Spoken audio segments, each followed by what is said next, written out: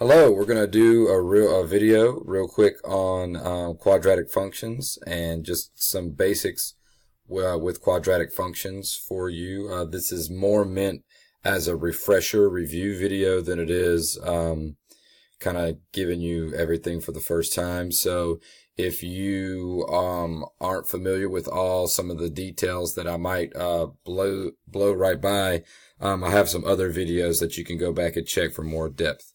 Okay, here we go. We're going to get into it right now. So this is just kind of some notes, some background as I write it down. Feel free to pause the screen and make sure that you get these recorded down however you're taking notes. Okay, so a quadratic function has a degree of 2. That would indicate that that would be the highest power of the function. So something like f of x equals 1/2 x squared plus 2x minus 1. This is what I mean. All right. There are 3 forms of quadratic equations. So the first one I just wrote up there is standard form. I could give you something generic, but I'm going to give you an example instead just so it kind of registers a little bit more. So what I just wrote over there, y equals 1/2 x squared plus 2x minus 1. That's your standard form. And that's good. You know, it's actually the most difficult one to graph. That's good really when you don't have much information about the graph. So when we have minimal info about the function. Okay, the vertex form, now this is the one that I feel like we don't see as often as I would like to, but it's really helpful. So that would be something like this. So y equals something like 2x minus 4 squared plus 3. The neat thing about the vertex form is it's called vertex form because you can look at this and know what the vertex of the parabola that you're going to graph is.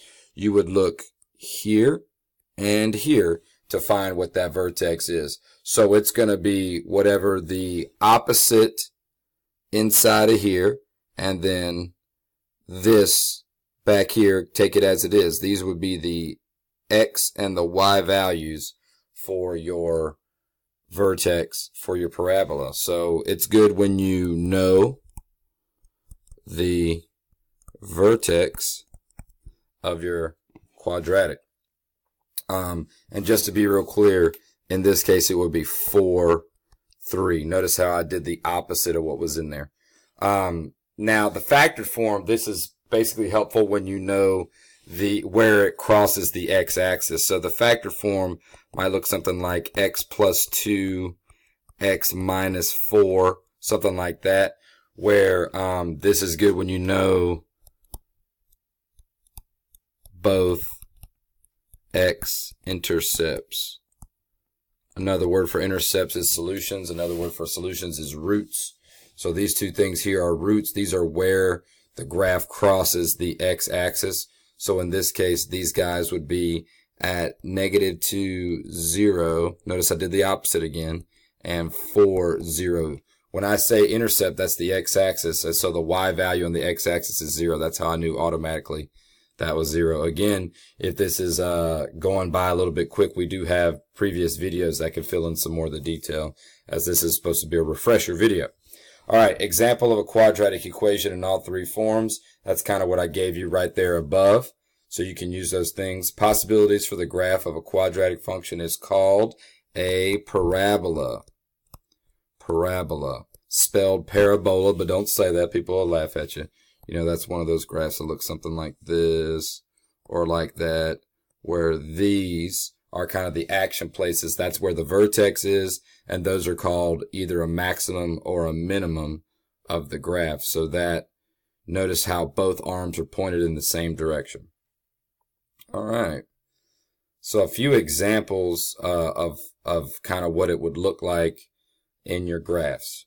Okay, we're going to graph the example that I gave you in standard form here. So I went ahead and wrote the equation in and reminded you that the coefficients in descending order of the terms, the highest term down to the lowest term, Those are denoted by A, B, and C. So in order to graph this from standard form, which is a little bit longer process, we have to first find out the vertex. And so we can use that by using this formula for axis of symmetry. Remember, the axis of symmetry is that vertical line, imaginary vertical line that you could draw right down the middle of a parabola and it go through the vertex. So over here on one of these examples, the axis of symmetry would come through the vertex, something like that. So it's a vertical line, so it's going to be some sort of x equals equation. So what I've got for you is that formula here. X equals the opposite of b over 2a. So then I've got that worked out for you. Feel free to pause your screen and get this written down as you kind of listen to me talk about it. But I figured that out by plugging the a and the b in and simplifying, and got x equals -2 is my axis of symmetry. So that would be the equation of the vertical line that goes through the vertex. That means I know the x value of the vertex at this point. So I take that and I evaluate the function at -2. So I plug in -2 for all my x values, and I found out that once I simplify that, my y value when x is -2 would be -3. So these are the coordinates of my vertex. All right, so what I'm going to do now is I'm going to grab my calculator now that I've got a guaranteed point, and I really only need probably 4 more points to get a really nice accurate curve here. So I can go to my calculator and go to your y equals on your calculator right here and type in your equation for your quadratic. So 1/2 x squared plus 2x minus 1. Now you could go to your graph and it'll show you what the graph is going to look like, but it doesn't do you any good because it's not really going to give you accurate points to plot. So the better thing for here is to go to second graph or the table. So now I've got all the different x and y values that are going to appear on this, and notice that it's an infinite number of points. I mean, I could scroll through here and find lots and lots and lots of points, but since I know a specific point that's going to be helpful to me at -2, -3, I'm going to get that to where it's kind of the center of my screen. So I know that -2, -3 is kind of the quote-unquote middle or minimum or bottom of my parabola. So I'm going to need some points to the left to give me that left side, and some points to the right that's going to give me that right side. So some above and below the x value of -2. So you see that right there. I've got some points at -4, -1, points at -3, -2.5, points at -1, -2.5, and 0, 1. Those 4 points with my vertex will help me graph. Okay, so I'm going to write those down real quick so I can graph those. -4, -1, -3, -2.5. I think that's right. Let me double check that real quick. Make sure that I have that accurately.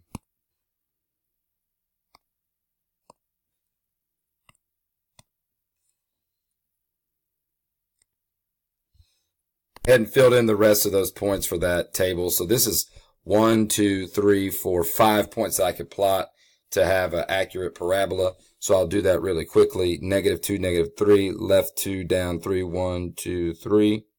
That's my vertex. -4, -1, 1, 2, 3, 4, left, down 1. All right, -3, 2.5, 1, 2, 3, and down 2.5. So notice I'm about halfway there for that. -3, 1, 2.5. Okay. Oh. Hard to get that point on. There we go. I think. We'll see. All right, and then now I've got -1, 2.5, so left 1, down 2.5. So I have these to kind of go through, and then 0, -1. So stay at 0 and then just go down 1 right here. And that also looks like it's going to be my y-intercept, or where I cross the y-axis. So now I just trace this as best I can to be as accurate as possible. When you're doing this by hand, you just want to kind of have one continuous smooth motion. And there you go. There is your graph for that quadratic instance. Okay, so now we have the example in vertex form, and again we can look at what we've got here, and we've got the vertex at 4, 3. So we've already kind of done a ton of the work ahead of time, so we can just grab the calculator now, type it into your y equals. There's your equation. You already know when you go to second graph that you could go kind of highlight or move your screen to where the vertex is right there in the middle, and you're picking a couple points to the left and a couple points to the right, so you can get 5 points, and you do the exact same process that we did on the previous example with the points 2, 11, 3, 5, your vertex 4, 3, 5, 5, and 6, 11. If you start to find yourself running out of room on your graph, you can extend it, just try to be accurate, or you can start counting by 2s or 3s to make it fit in there. But that will be the same process that we did before to try to make sure that you have an accurate parabola with good points and accurate graph. Example in factored form, I would recommend definitely using your calculator to help you. Now, the great news about this is that we already know what the x-intercepts are. We know what the two solutions are. We know where this thing crosses the x-axis. So we would use these two solutions and say, okay, -2, 0, and 4, 0. Notice I did the opposite of what was in there in those factors. And those are going to be 2 of the points that I would need to graph my parabola. So then if you go to your calculator and you go ahead and type in your quadratic, and then instead of going to the table, what you can now do is you can use your calculator to help you find the vertex without having to multiply out and then do the vertex form, which might take you a little bit. You can do that, certainly okay, but just want to show you one more option. So let's go to second trace, which would be calculate, and we're going to calculate the minimum. Notice when we went to, if we hit graph and you see that the parabola's vertex is at the bottom, that means it's a minimum. So when we go to calculate, we're gonna calculate the minimum. So 3. And now all you need to do is, according to your calculator, just pick a point to the left, any point to the left of where that vertex should be, and to the right. So I just make it real obvious that I'm way to the left of the vertex, hit enter. Then for my second point, I'm gonna go way to the right of that vertex, make it real obvious, hit enter, and then it says guess. Well, guess basically means find it. So yes, I want you to find it.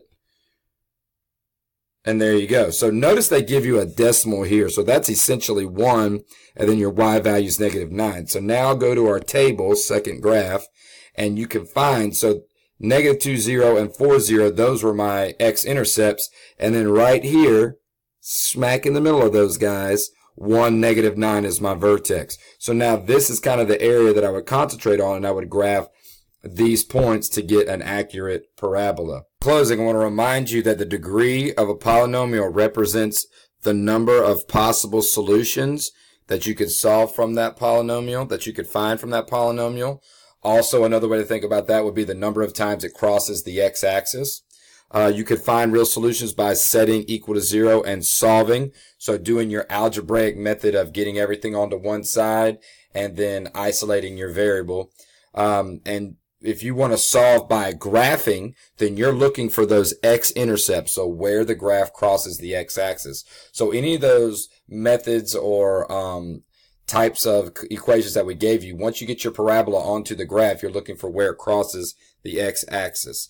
So that's how you solve by graphing. If you want to solve algebraically, that's the setting equal to 0 and solving.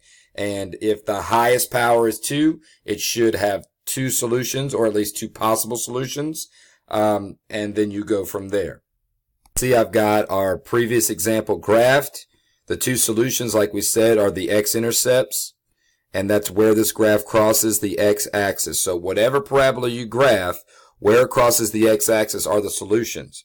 If it does not cross the x-axis, that means it does not have real solutions. That's possible. So just keep that in mind. If it only touches the x-axis once, meaning the vertex is on the x-axis, we call that a double root.